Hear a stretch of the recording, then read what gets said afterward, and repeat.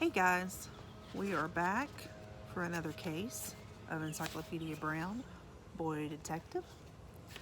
This one will be chapter 7. So, here we go. It's the case of the diamond necklace. You've hardly touched your soup, said Miss Brown. Something is wrong. I'm not hungry, said Chief Brown. He pushed back his chair from the dining room table. It's that Van Tweedle case, said Miss Brown. Now stop blaming yourself. What happened, Dad? Asked Encyclopedia. I wished I knew, answered his father.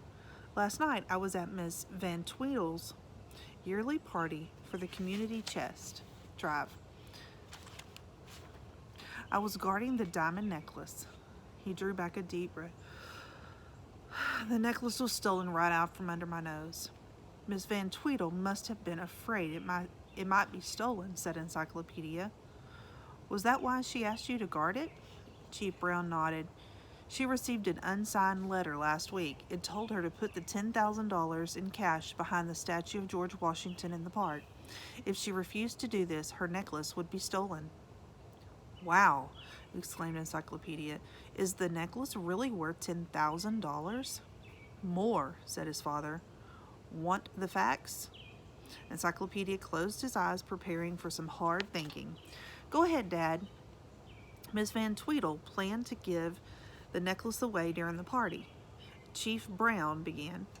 That is, she was going to sell it to the highest bidder on the stroke of midnight. The money was to go to the community chest. To show off the necklace, Miss Van Tweedle's old college roommate, Miss Stark, wore it at the party. At first, I didn't let Miss Stark out of my sight. Around 11 o'clock, Miss Stark said she felt ill. She went upstairs to the guest room. She said she wanted to rest for a little while. I went to the room ahead of her and wanted to make sure no one was in there. Then I had her lock the door, and I stood guard in the hall. 10 minutes passed. Suddenly, I heard her scream. A few seconds later, 2 shots rang out. I called to Miss Stark, and she didn't answer. I broke down the locked door, and Miss Stark was lying on the bed in a faint. The necklace was gone from her neck. Then she came to. She could tell me a little, everything that had happened so quickly. She had heard nothing, and then had fainted before she could see the thief, she said. The thief must have gone in and out by the window. 2 bullets were in the wall above the bed. Miss Stark was lucky that she wasn't killed.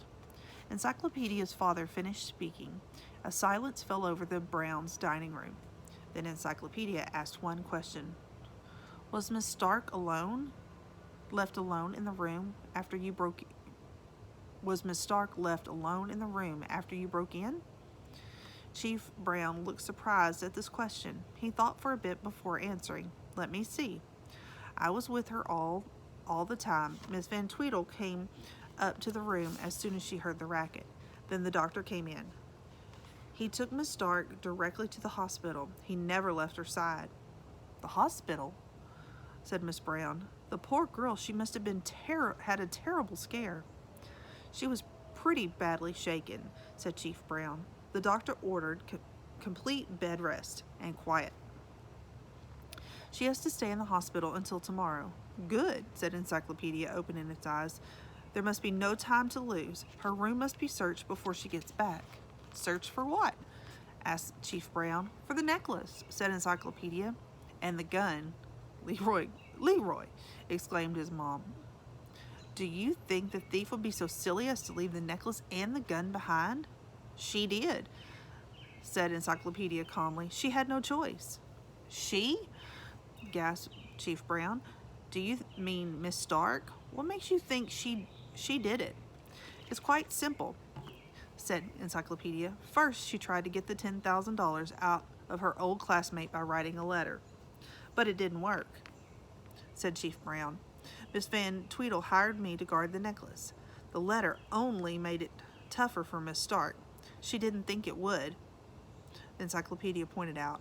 She must have talked to Miss Van Tweedle into letting her wear the necklace at the party.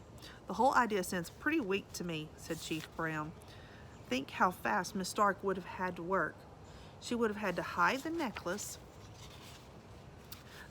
and the gun after she fired 2 shots into the wall. She must have known I'd break down the door the instant I heard the gun go off in the room. She hid the necklace before she fired the shots, said Encyclopedia. Well, if you're right, the gun and the necklace should still be in the room, said Chief Brown. I'll telephone one of my men to search it right away. An hour later, Officer Murphy called back. Miss Tweedle's guest room had been searched. The necklace and the gun had been found, hidden in a hat box on the closet shelf. The Browns finished dinner. Encyclopedia said was in the kitchen drying dishes for his mother when he heard the news. Miss Stark expects to leave the hospital tomorrow, a rich woman, said Encyclopedia. All she'd have to do, she thought, was to go back to the room and pick up the hat box with the gun and necklace, said Chief Brown. She might have gotten away with it.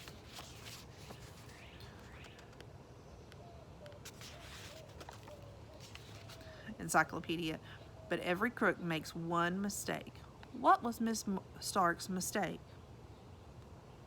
For you to figure out. Let me know.